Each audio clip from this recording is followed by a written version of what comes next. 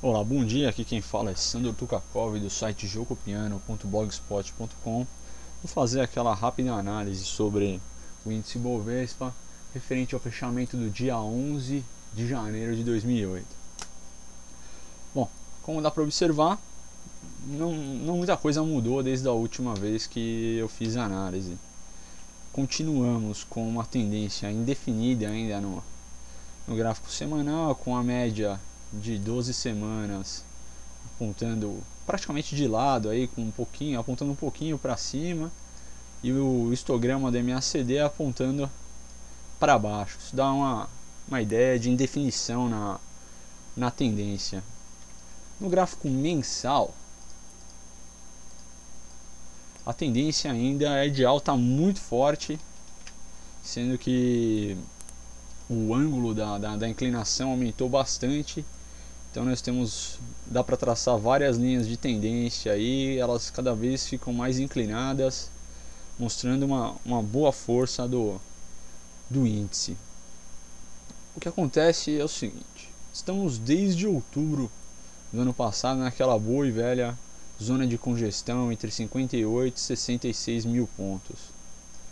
Nos últimos meses, desde o começo, meados de novembro aí, a bolsa passou por um período forte de congestão, indicando a formação de um triângulo simétrico, uma formação bem comportada aí, com diminuição da volatilidade, e quase ela conseguiu quebrar essa formação na quinta-feira. Ela fechou acima da linha de tendência de baixa do triângulo, mas na sexta-feira ela reverteu bem forte, uma queda bem acentuada, mas com volume abaixo da média, sendo que o volume desse triângulo ele é um volume decrescente. Ele caiu nas épocas de venda e subiu na época de alta, dando uma boa indicação dessa formação. O que acontece quando nós temos um triângulo simétrico é que esse tipo de formação é uma formação ela é neutra na análise técnica.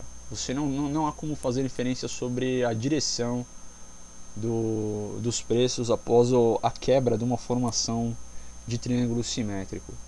O que um pouco da literatura diz é que geralmente quando nós temos esse tipo de formação, ela tende a ser uma formação de continuidade da tendência de longo prazo. Qual a tendência de longo prazo? Bom, como acabei de mostrar para vocês, no gráfico mensal, nós temos uma tendência de longo prazo muito forte para cima. Porém, a tendência semanal, ela indica, apesar da força, nos últimos dias ela indicou um pouco de perda de força pelo fato dessa zona de congestão aqui dos 58, 66 mil pontos se estender por um período muito maior do que o esperado.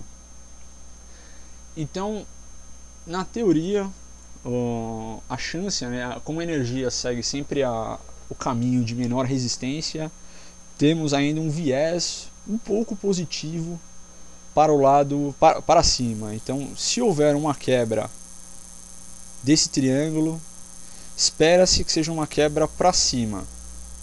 O problema é o seguinte: para que haja uma quebra para cima ou para baixo, na atual situação do mercado, nós vamos precisar de um forte catalisador macroeconômico aí, uma notícia, algo que faça com que o mercado perca esse medo, né? Vocês podem ver que os vendedores estão muito mais agressivos. Essa informação indica bem isso, né? Eles não esperam mais o índice chegar aos 66 mil pontos, eles vendem antes, fecham antes suas posições.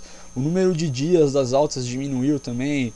Aqui nós temos uns 7, 8 dias de alta consecutivas, aqui caiu para 5 dias consecutivos, aqui só tivemos 3 dias de alta. Então os vendedores estão mais agressivos, da mesma forma que os compradores estão mais agressivos. Eles não esperam o índice mais chegar aos 58 mil pontos para iniciar suas compras. As suas compras são sempre iniciadas em patamares mais altos. Então realmente é uma por ser uma formação neutra, sem decisão, é preciso, no curto prazo aí, de um catalisador muito forte, alguma notícia, nem que seja um estouro de mais uma crise, ou problemas com petróleo, crise na China, ou até mesmo algum discurso do Bernanke para jogar esse mercado para baixo, ou um corte surpresa aí que algumas pessoas têm comentado da taxa de juros lá fora, um corte de 0,5%, ele não está inteiro ainda precificado pelo mercado, então pode ser que, se caso ocorra um corte de 0,5%, nós conseguiríamos quebrar esse triângulo para poder novamente testar os 66 mil pontos da bolsa, ou caso algo errado ocorra, testar os 58 mil pontos. Eu queria dar uma olhada numa coisa interessante que fez parte de umas pesquisas que eu postei no blog nessa semana passada e na semana retrasada, que funciona mais ou menos como um indicador de opinião do povo, né? O que as pessoas buscam. A ideia é o seguinte: o Google